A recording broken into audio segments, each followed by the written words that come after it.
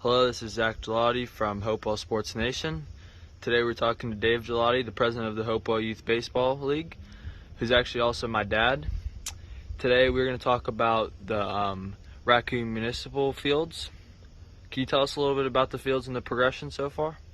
Sure. So, as some of you may know, we entered into an agreement with the Raccoon Municipal Township managers, worked on a contract to allow us to be able to use those fields, hopefully for the foreseeable future. But it's a 3-year trial at this point.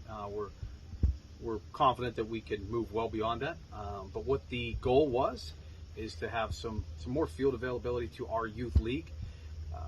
The youth softball also entered into that deal so that they too could have a little bit more access to fields for practices, for games, whatever it may be.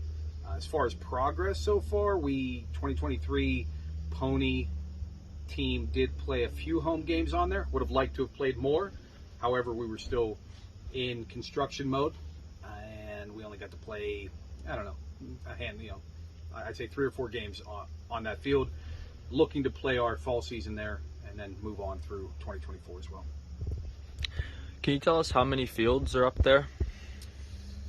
Yeah, I think we have access to 5 or 6 fields total. I want to say 5 as I count them in my head, but it may be 6.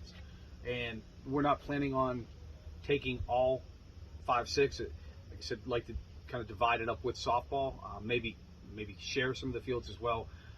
But all fields, the goal would be for all those fields to be getting use at some point. There's going to be work that's needed on each one. We're going to start with some safety things that need to be done on each one, so that way we don't have hazards. And then once those are out of the way, then we can look at, upgrading the fields. I think in the short term, the goal will be to have practices, and then from there, games and more. Do you see any all-star tournaments or any tournaments being played on these fields in the future? Yeah, I mean, ideally, if we can, especially if we enter into a longer contract, which, again, fully anticipate that we will, I would believe that we could have that facility utilized maybe at the same time in conjunction with our Kane Road facility, separate from Kane Road facility. You do different weekends. There's a lot of options that it opens up. Anytime you add that kind of space and that many more fields, it opens up a lot of options. I think the main goal that I'd like to see is for just more practice time. Right now, that's the biggest issue I think we deal with is once the seasons get going, just don't have enough field availability to practice. So, it's games only at that point. And I think practice is very important. I think a lot of the league members would agree. And that's kind of the main thing we'd like to do. And we'll go from there, games and tournaments. Are these fields going to be used for certain age groups or every age possible?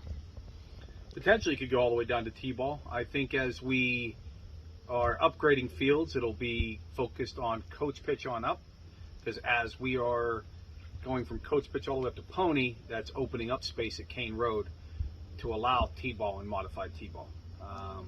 But yeah, certainly could be all age groups, and no reason that it wouldn't be. Got it. Well, thank you for your time today, and good luck on the fields. I appreciate it. Thank you.